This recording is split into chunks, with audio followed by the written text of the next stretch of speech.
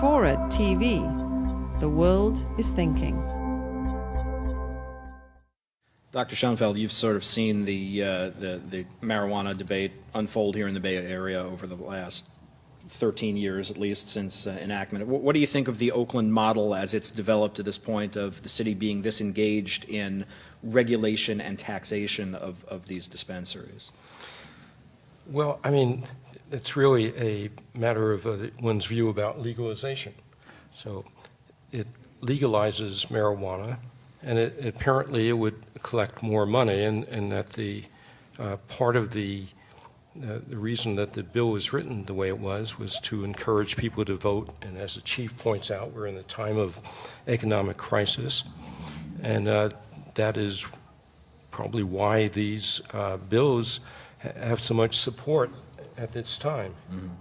Because, again, it would relieve somewhat the economic crisis. It's not going to solve it, of course, but it would relieve it not only because of the taxation on the marijuana and the legalization of it, and as Ms. Lee points out, the fact that people working in the marijuana industry, whether cultivation or dispensing, would be paying taxes and also be legally employed, but we would have a great reduction in the costs of law enforcement, because right now it costs a lot of money to arrest people, to jail them, to try them, to convict them, to fine them because of their marijuana use. Mm-hmm.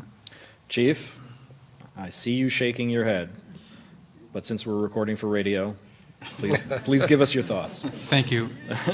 It's very common for the advocates to associate the cost of incarceration, prosecution of quote-unquote possession of marijuana as one of the reasons that we should do away with the current laws and go with legalization. It's a fallacy. I think one of the reasons that they're able to articulate that is because of the way the criminal justice system works. A study was completed in 1998 by a gentleman named Jonathan Calkins. It's the first of its study that actually studied the people in there for quote-unquote possession of marijuana. And what it did is it, and maybe unbeknownst to you, is how the criminal justice system is played. It's very, very rarely that a person goes to prison for their original arresting offense. And that is the plea deal. And that is the way the game is played in the criminal justice system. What do I mean by that? When we arrest a person for, let's say, trafficking, possession of 2.5 million pounds for the possibility of distribution, that is the charge as they go into the system. It's rare today that a case goes to trial. When you look at the percentages, it's very, very small. What happens? The defense attorneys, the bad guy, realize how the game's played. They plead out to a reduced sentence because of that. And so when you look at the statistics, it doesn't validate that. When you look at simple possession in today's world in California, it's a traffic ticket. There's no arrest associated with it, but let's be clear. For statistical purposes, any type of ticket is called a transitory arrest.